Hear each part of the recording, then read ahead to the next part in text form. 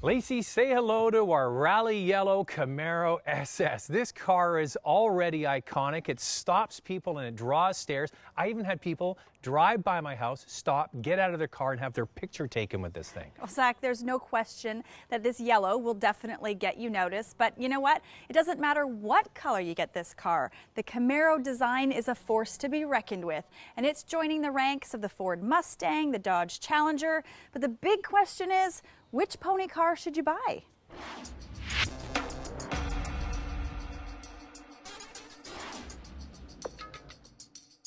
The retro styling departments at General Motors, Ford, and Chrysler have all turned out amazing looking cars.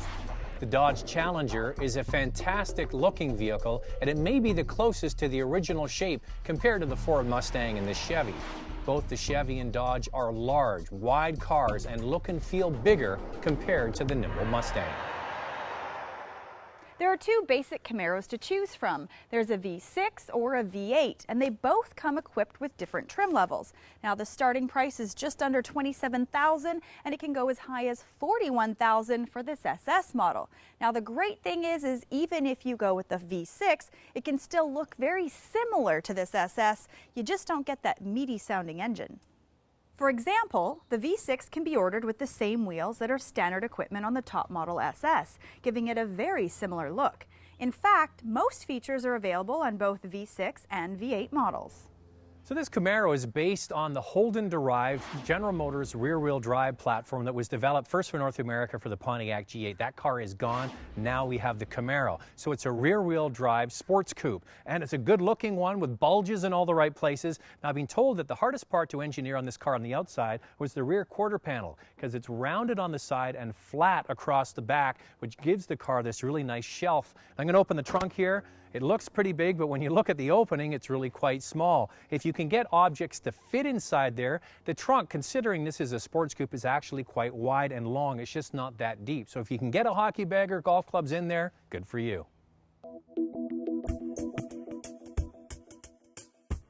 So the big door makes getting in and out quite easy, but once you're settled inside, you can tell that this is a vehicle that doesn't have very good outward visibility. The door frame is quite high, the C-pillar's large, so it makes parking difficult, and even the front windshield is quite narrow.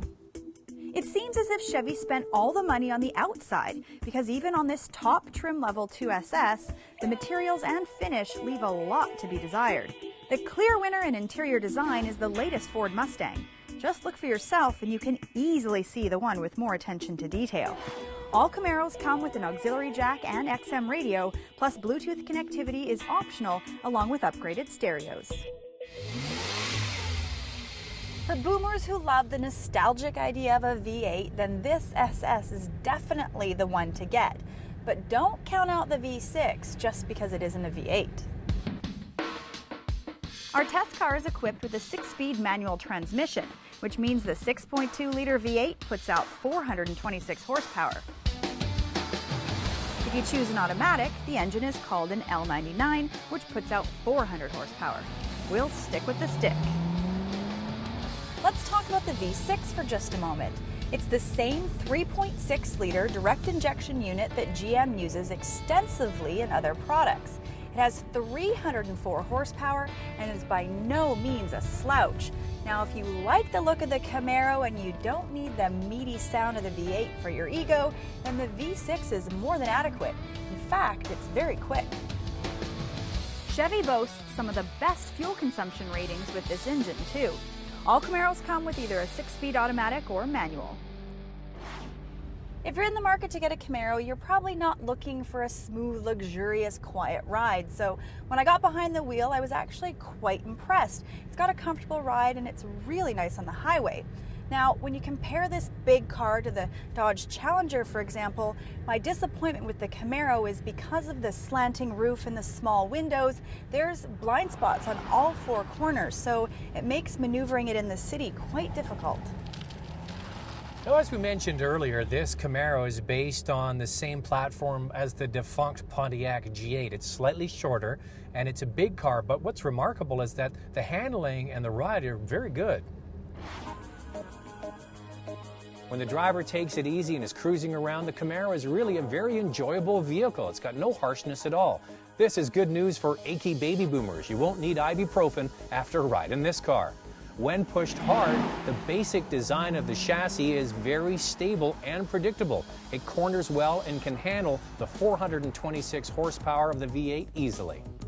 Now the thing about this V8 is it's so tractable. You can literally just put the car in third gear and drive it around the city almost like an automatic. It has so much range. You can start about 700 RPM and work your way up from there. It's so easy to drive in the city. A very usable power range. The manual transmission is pretty good as well. I would say first place goes to the new Mustang manual transmission, second place to this Camaro, and last place goes to the Challenger manual transmission, which really feels clunky and has long throws.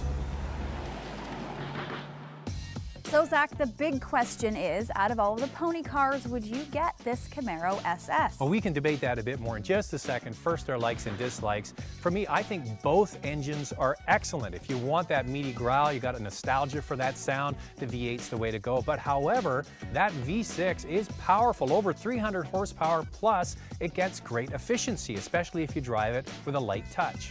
Now, the great thing about the V6 is you can equip it to look almost the same as the SS with the big wheels, so you don't have to spend all that money, plus you get an efficient car. The price is good. It starts around $27,000, and regardless whether you get the V6 or the V8, I would never get tired of opening my garage in the morning and just looking at this car.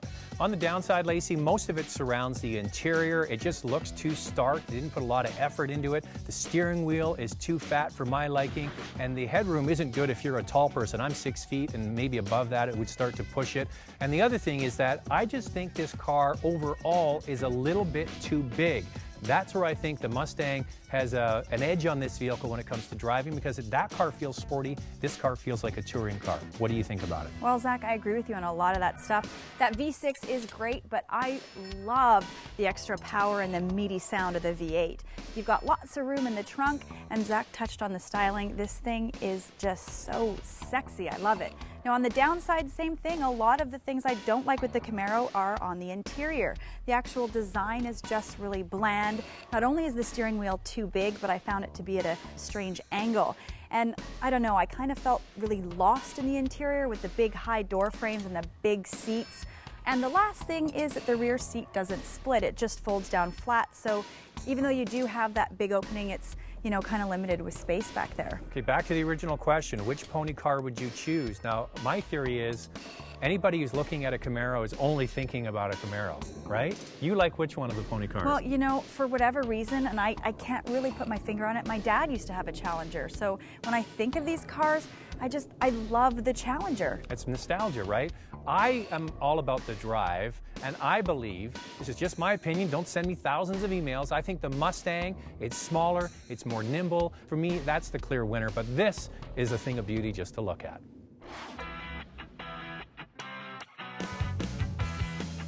What has Ford done to compete against the Camaro? Find out in his web-only segment at drivingtelevision.com.